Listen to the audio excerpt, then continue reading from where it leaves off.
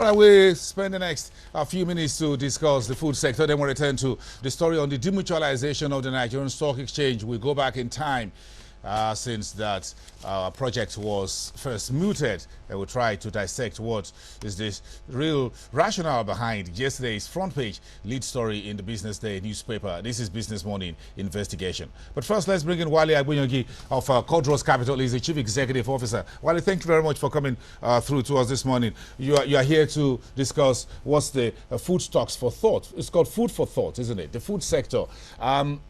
This is a major sector on our own market, and people think you put your money where your mouth is, and this time perhaps you need to put your money where your stomach is. Give us your sense of this very important sector of our own market. Yeah, thanks, Bosin. The food and beverages sector, as we all know, is one of the mainstay of the stock market. That's where we have most multinationals, quoted, and we also know that this is a stock that we have about the biggest food and beverages company in the world, Nestle quoted, and also Kraft, represented by former Cadbury in Nigeria. For investors, this is one of the best stocks they can have. It's bread and butter with very good returns on investment over the last 5 years. The company, the sector has grown year on year over the last 15 years, about 15% per annum. So it's the mainstay of the market, and a good choice for investors, in the stock market. A few headline news in the past couple of months regarding this sector. First was the PZ Cousins, which was Patterson Zokonis, says is getting into the food sector with some folks from overseas in Malaysia to invest about 5 dozens of millions of dollars in that food sector. At least eyeing his colleagues such as Nestle, Cadbury, and Unilever. So that was one news item, that investment will be for around 10 years. We want you to talk about that. Then the planned delisting of Coca-Cola or NBC from the market. What happens to 7-Up, which will be the monopoly in the marketplace? The attraction for many companies, to join, to increase their investment in that sector is very high. And what are those attractions? 150 million people in Nigeria. That is huge. That's a market you cannot ignore. Return on investment to a lot of companies in that sector is also very huge. If you also see disposable income for Nigerians over the last 3 years, has also increased, at least to the barest minimum. We're talking of, the middle class also increasing.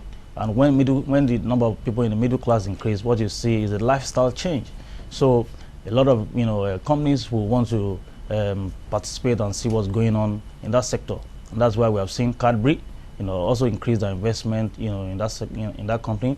Nestle with the new plant in Shagamu. So you see a lot of investments, going on in that sector. You see PZ getting into the game as taking a bit of what Unilever has here, a bit of what UAC have at the other side, and try to tear this market a little bit. But very important story is this delisting plan by NBC. Give us your view of that. Well, it is the prerogative of shareholders to delist any of their companies if they so wish. But more so, but one has to look at the reasons behind the delisting. The reasons given by NBC management to some of us who are operators of the market, it look very funny. That's why we've seen a lot of shareholders, contesting the so-called delisting. Why do they want to delist? They want to increase their investment in that sector, and the core investor wants to increase, their investment in that sector. I don't think that's, enough reason to delist that company. If you want to increase your investment in that sector, why not, give Nigerians the opportunity to also invest? You can do rights issue and bring more money into the sector. But I think shareholders are already contesting that. I don't think it's good for the exchange. I don't think it's good for operators and also the regulators. We are canvassing for more companies to be listed on the exchange, rather than having a serious company like NBC opting to delist from the market. I think the whole of the market is against the delisting, and it's not in the interest of the market or the shareholders, for that matter. Should I start right now to position for 7-Up since NBC, whether we fight it or not, may eventually get out of the market by June, July. So would that be, what investment or trading opportunities does that give a broker dealer or an investor who wants to look at 7 Up is going to be a monopoly as far as being on the exchange is concerned? Interestingly, 7 Up has given better returns to investors over the last 5 years. And so to some investors, 7 Up is a good, choice for them, whether NBC delist or not. I mean, NBC, one way or the other has been troubled in the last 5 years. And so some of us are not even surprised about, this so-called, delisting. 7 Up is a better choice, for so many reasons to investors who have enjoyed, countless dividends and, countless bonus issues in the last 5 years. Do you think we should take a more closer look at the food chains that have come to the market? Tantalizers, big treat with all its troubles, and perhaps it's getting out of the market. And perhaps we should have a lot more of those food chains, such as you have KFC, you have McDonald's on the New York Stock Exchange. You cannot ignore the food sector, and so for any investor who have investments in the food and beverages sector, I think it's a good investment opportunity for them. There's a serious need for more companies to be listed in that sector. And especially Nigerian companies, rather than leave everything to multinationals, we should give kudos to Tantalizers and other small food chains in the country that have listed. So there's need for the new KFC, Tasty Fried Chicken, and some other food chains in the country to be listed in that sector. We need to increase the depth of the market, and so much for companies that have not sought the advantage of the opportunities to be listed to also take advantage of such such listing. Who is doing what? If you look at who is on our own market, if you start to mention names, I'm sure Nestle will come readily to mind. The question is, what's driving this stock at a very astronomical, almost 500 naira per share, while its closest rival is just around 83 naira per share, which is flour mills? Yeah, so many reasons. I mean, I mentioned in the past that in the last 5 years, Nestle has grown their turnover 15% year on year. So you understand why this is happening. And if you also have to look at the return on investment by way of dividends, no company in this market has been able to match them. With the new investments in the new plant in Shagamu, which is almost double the plant in Agbara, what you can only expect is a greater return on investment for shareholders. So one should not be surprised about the price of Nestle. And of course, to make it a lot easier for them, you don't have too many shares outstanding, so which is also good for investors. So you can share the cake among few shareholders that we have.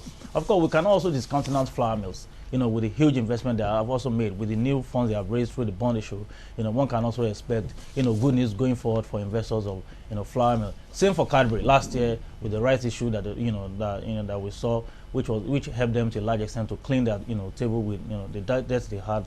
Now, Cadbury shareholders will be coasting home with also good returns, as we await their results, this month or next month. So for all the top players in the market, what we have seen is they have been raising huge funds to further increase their investments in these various companies. You think Nestle is 1 for 5 is a very good one? Everybody's happy for that. The bonus. But Nestle, we haven't seen any bonus in the last 3 years or thereabout. Nestle, being a multinational, they're very conservative with bonus issues. They are more interested in dividend, and of course, if you have in the parent company having very great control of the company, they'll be more interested in taking as much dividend out of the country as much as possible. And so bonus is not an attraction to the management, so to say. But they have to compensate a lot of shareholders. They haven't given bonus in a long while, and this 1 for 5 is what we don't see all the time, and it's also welcomed by. Was that what's revving up Nestle's share price? Of course, if you look at the return on investment that a lot of shareholders will get after this bonus and the dividend, you're talking of a minimum of 20-25% over the next, which I think is very good for investors. And of course, Nigerian investors are bonus crazy when it comes to any bonus. They'll be interested in it. I mean, it gives them additional shares, although after the markup, the price will come down. So bonus is a very good attraction to Nigerian investors. So you think the food sector, food beverages sector, is a sector where my money is in my mouth? Of course, your money is in your mouth. Just like you also said earlier. I mean, if you see the banking sector, apart from the crisis we had in banking sector, so other sectors have not been affected, by the price crash that we saw 2007, 2008, 2009. And just because some of these companies are multinationals, they're very disciplined in the way they manage their affairs, and of course, you don't have large shares, outstanding in their books, so it's very easy for the management to manage their books, very well. So, broadly speaking, this sector is a buy. It's a buy. It's a buy. Any day. It's a buy, for so many companies. Cadbury is a company to watch out for. Flour Mill is a company to watch out for, and also 7-Up and Nestle. Very interesting. Wally, we need to let you out of here. You got to get back to the trading floor. Thank you. Okay. The last few days has been a little bit very testy, isn't it? Yeah. So you should get your 7-Up and Coca-Cola. I'm very interested. Quite a lot of sugar, flour, and water to drink on top of it. A very good sector. It's a food for my mouth. Yeah. Thank you very much. Thank you. Put your money where your mouth is. Wale Agunyangiri, CEO at Kronos Capital. We're coming back to you after the break, heading towards 1:30. The demutualization of the Nigerian Stock Exchange, the consolidation before demutualization, was the real reason behind the move to fast track what Aroma Hotel, the SEC chief, says will be done in the year 2012. Who wants to sell the stock exchange in a hurry, and for how much? Who gets a share? How much will you get when it goes on sale? We'll try to unravel that.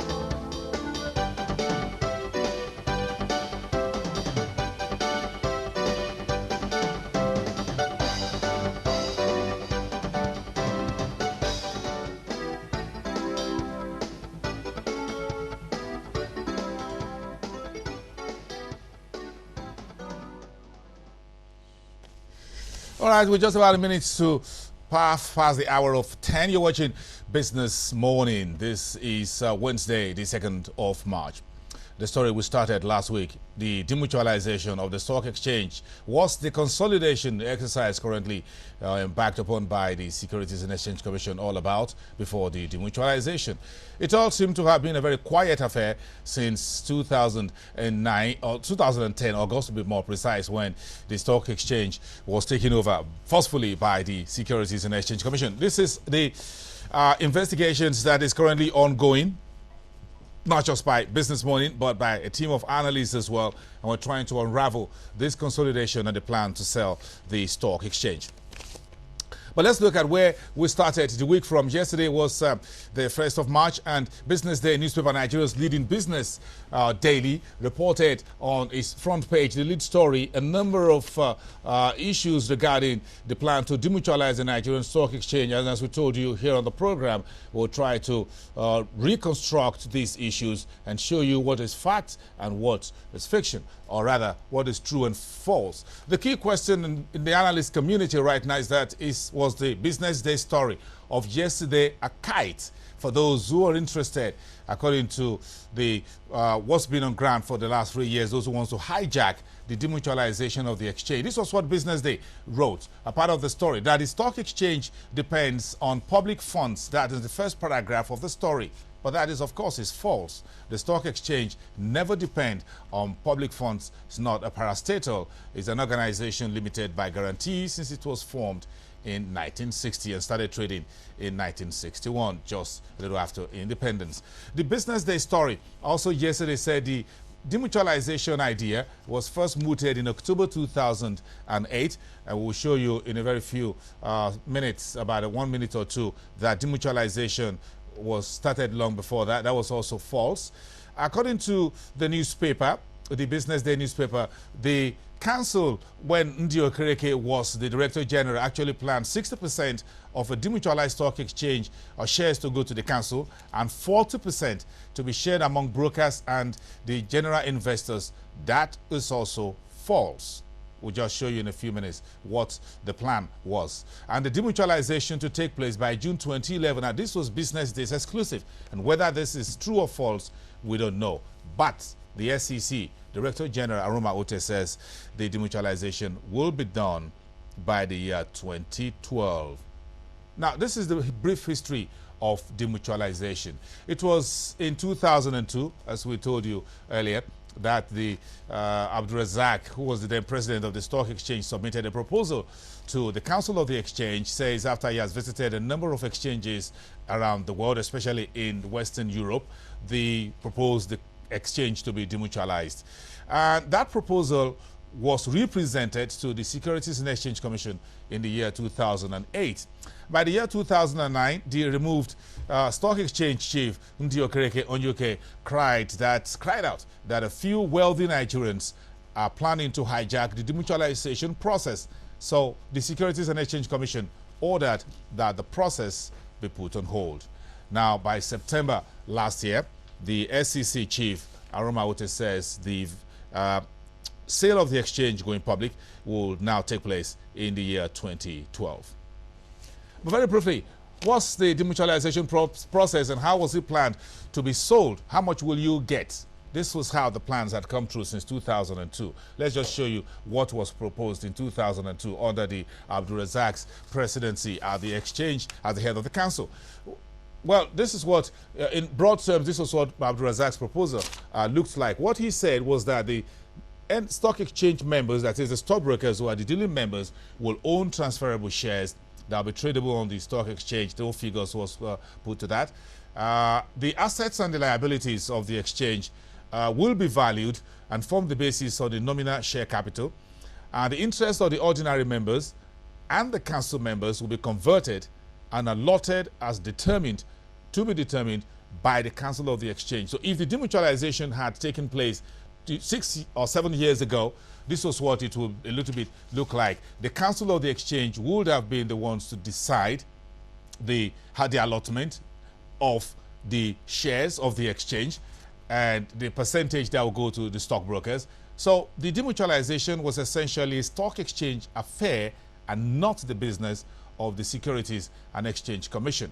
Now, the share incentives was also part of what Abdulrazak proposed, which will be share incentive, what you call share bonus or something like that, for the directors, which will no longer be called council members, but the new directors of the stock exchange, whilst the staff of the exchange will also have some part of the share. That was 2002, quite a long time ago. But by 2008, when this proposal was sent back to the Securities and Exchange Commission for approval, because the SEC says it wants it, this was what Ndi Okereke and the rest of our team proposed to the SEC for approval. Of course, if you want to go public in Nigeria, you need to submit your prospectus to the Securities and Exchange Commission. So it's very important that the SEC get to see the offer document. So this was this proposal. The council members of the exchange were to get no single shares on the exchange after demutualization, and that includes Ndi Okereke herself. The stockbrokers will form the core group, 30%. The settlement banks, the 19 of them that those banks that were involved in clearing and settlement of shares on a daily basis will own 10% of the demutualized stock exchange. The general public will go for 51%, and no single Nigerian will have more than 1%. That proposal was taken from South Africa, which is the big brother as far as the market is concerned on the continent, sub-Saharan to be more precise. And institutional investors such as PFAs, what they call pension funds, insurance companies, and all of that will own 9%. So if you do a very simple math, you have 100%. And of course, in variance with what Business Day newspaper reported yesterday, that 60% of the stock exchange demutualization will go to the council members, that is false.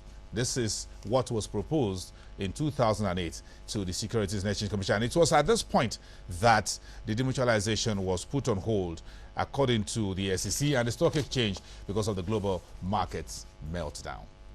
Get on with the consolidation. Currently, the Securities and Exchange Commission says it's approving new set of recapitalization program for market operators, issuing houses, stockbrokers, broker-dealers, if you want to put it, registrars, custodians, and everyone else, the trustees as well. So it was a very long list, as it were, but there are concerns out there why the Securities and Exchange Commission wants to do this right now, and also trying to get the stock exchange privatized, demutualized more appropriately.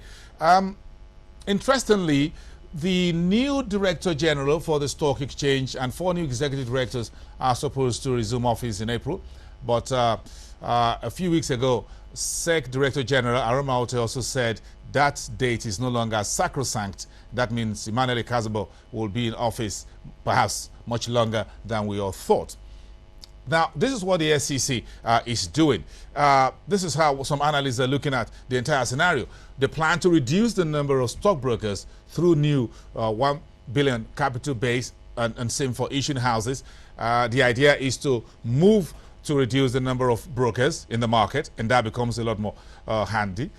Then the move for a single registrar that will control the register of shareholders for all the 260 listed companies. The dangers involved in that is a very long one, and we won't take all that today. We'll leave that until tomorrow. But a single registrar scenario could be very, very disastrous if you take a look at that, but we'll leave that until tomorrow.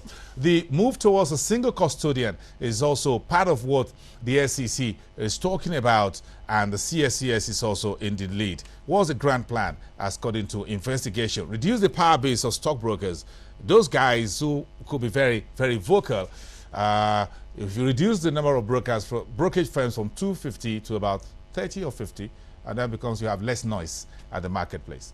The move to scrap market unionism is also being alleged. The move to curb the club of shareholders and consolidate the markets ahead of demutualization. So it's a very desirable thing, but what is the latest proposal by those who want the market to be demutualized and consolidated? Let's get it on to Emmanuel Ikazabo's comments to us here on the program. We'll try to take that after the break. We'll try to look at that for you once again. Let's squeeze in a break at this point. We'll return to you. We're just about say 18 minutes to the top of the hour of 11.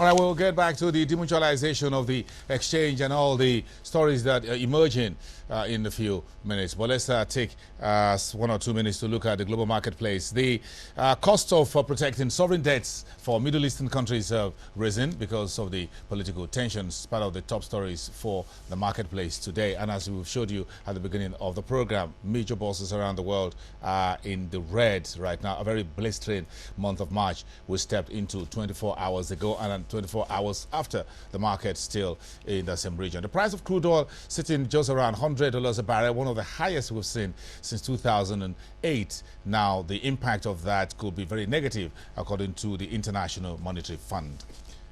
So the key stories for the U.S. This week will be the jobs report on Friday. That will be on tap, as well as the ISM. That's the Institute of Supply Management. That report is very, very important. It shows you how much raw materials are being demanded by U.S. manufacturers. It also gives you something like what you call factory inflation, factory index. That's also some of the data that will be in focus tomorrow. Will that be able to lift Wall Street against the more geopolitical stories from Libya and Middle East? That still remain ahead. The dollar is firming up for the second day on the euro as stock prices drop and equity prices also nosedive. Meanwhile, more trouble for these two countries from the rating agency S&P, Portugal and Greece, whose debt ratings have been kept on negative, and things are not being helped by the emergence of new political crisis in the Middle East. Meanwhile, the Egyptian stock exchange remained closed until Sunday. Will the authorities make good their plan to reopen this exchange, a major exchange in North Africa and for the rest of the continent? The local investors are protesting the reopening. The fear is very simple. If the doors of the stock exchange in Cairo and Alexandria are reopened, there could be a floodgate of selling, crashing the stock exchange. The Egyptian market falling almost more than 5% since about the time when it was closed on January the 27th. We're now heading to the second month of closure. Meanwhile, the European Union is revising its 2011 growth forecast slightly, just a notch, from 1.5 to 1.6. So Europe is currently trading negative. If you return to the market, the FTSE market is about 1% negative. The French market 1.17 in the red. The German about 1.16. The French market 1.16 also in the red. The Spanish market 1.5%. I think it's getting still a little bit worse there. Let's return to the Nigerian markets with this story. Despite all the cycle of negativity, as it were, home and abroad, the Nigerian Stock Exchange, the council yesterday approved 3 new offers to come on stream. So this is what it looks like in summary, according to the press statement released after trading hours on Tuesday. Chelarams PLC, once in the market, says it's planning 1.5 billion naira bond of a 5 years tenor, and that will have a coupon of about 14%. Quite something interesting there for you if you look at the current benchmark interest rate, and of course just a few steps ahead of headline inflation. Owando, the energy trading giant, says it's planning an offer for sale of 171.5 million shares at a price yet to be determined. We don't have the details of this, but we think this got to do with the breaking up of Owando Nigeria PLC into two. Owando Nigeria PLC to remain petroleum trading company with filling stations across the country selling lubricants and things like that, while Owando Petroleum will be the one for the upstream oil exploration business, the type that Transcorp PLC is getting into right now. Union Ventures and Petroleum is one of the small cap companies on the exchange, says a private placement of 70 million shares at 50 kobo per share is also on tap. Now on tap is what we have brought you earlier on. The stock exchange demutualization question has been hanging since the year 2002. It started during the then Abdulrazak presidency. Later, Ndi Okereke was in the saddle as the Director General, and those proposals have since been unveiled to everyone. The question is, who should do this demutualization? Emmanuel Khazabo, the current head of the exchange, whose tenure at the stock exchange has no limits. The new Director General expected to resume in the month of April, about 30 days from now. And the question is, will the new Director General even resume in April? There are still a lot of questions hanging there. But let's remind you what Ikazabo told us here on the 19th of November. It is now taking place next week, as well as the shareholders meeting of its main subsidiary, the Securities Clearing House. Well, Ikazabo would also, on the 1st of December, standing there at the trading floor to extend the trading hours of the exchange from 12:30 to 2:30 in the afternoon. Well, quite a number of issues still moving forward. So this is the future of the Nigerian Stock Exchange. 50 years in the past, now stepping into the future. Let's spend the next few minutes very quickly. Gentlemen, Emmanuel Ikazabo, the interim head of the exchange, live here in the studio, and our guest host, Femi Awuyemi. Very quickly, very most important issue, Mr. Ikazabo, is the demutualization. Will you do it? Will someone else do it? Which is the best way to do it, based on what you found in the last 100 days? Well, looking into the future, demutualization is crucial and should be speedily done.